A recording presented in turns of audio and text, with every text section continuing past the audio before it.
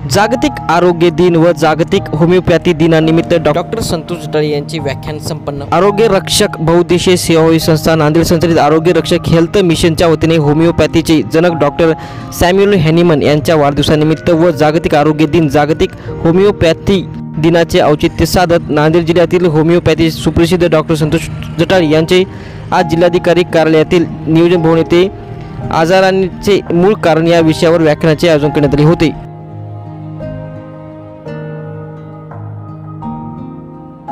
10 April जागतिक homeopathy दिवस, 7 April जागतिक आरोग्य दिवस या निमित्ताने आम्ही हा नियोजन बनवून एक कार्यक्रम ठेवला। त्याच्या अंतर्गत आम्ही डॉक्टर सॅम्युअल हॅनिमन यांनी त्यांच्या पुस्तकात ऑर्गन ऑफ मेडिसिनमध्ये आरोग्याविषयी काय उल्लेख केला होता, काय आजाराचे मुख्य कारण काय आहे याचा पूर्णपणे उलगडा केलेला आहे। त्याचा आपण रिसर्च थ्रू त्याला प्रूव्ह करून समाजापुढे मांडण्याचा आपण एक छोटासा प्रयत्न आम्ही आज या दिवशी आम्ही केलेला आहे। एकंदरीत मेन कारण जर तुम्ही बघितलं असाल तर व्याख्यानात मी सांगितलं आहे रिलेशनशिप्स।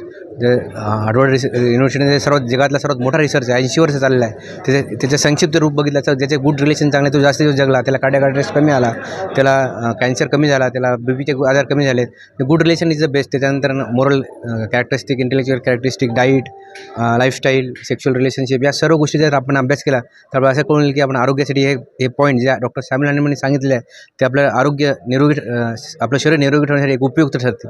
डॉक्टर सॅम्युअल हॅनिमनने 250 वर्षापूर्वी ते नुसतं लिहिले नाही, त्याचं प्रूव्ह केले।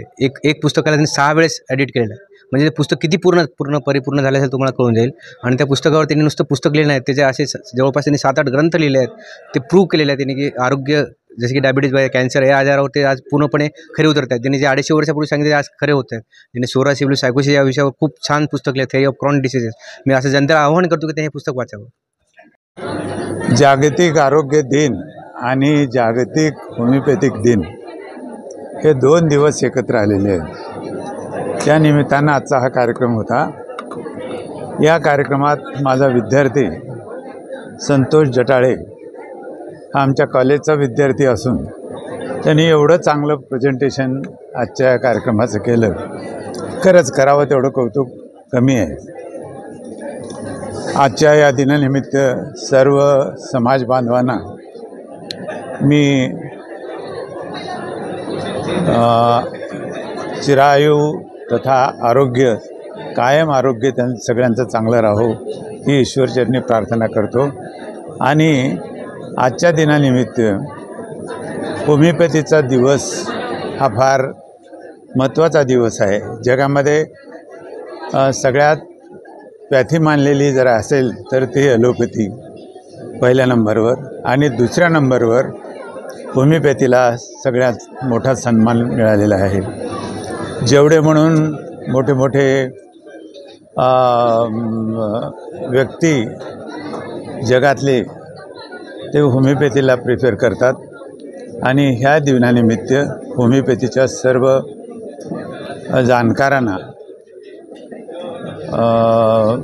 होमिओपॅथीचा प्रसार करणाऱ्यांना, विद्यार्थ्यांना आणि जे त्याच्यावर प्रेम करतात त्यांना शुभेच्छा देतो। आणि आज जागतिक आरोग्य दिनानिमित्तसुद्धा सर्व समाज बांधवांना मी शुभेच्छा देतो आणि थांबतो। जय हिंद, जय महाराष्ट्र।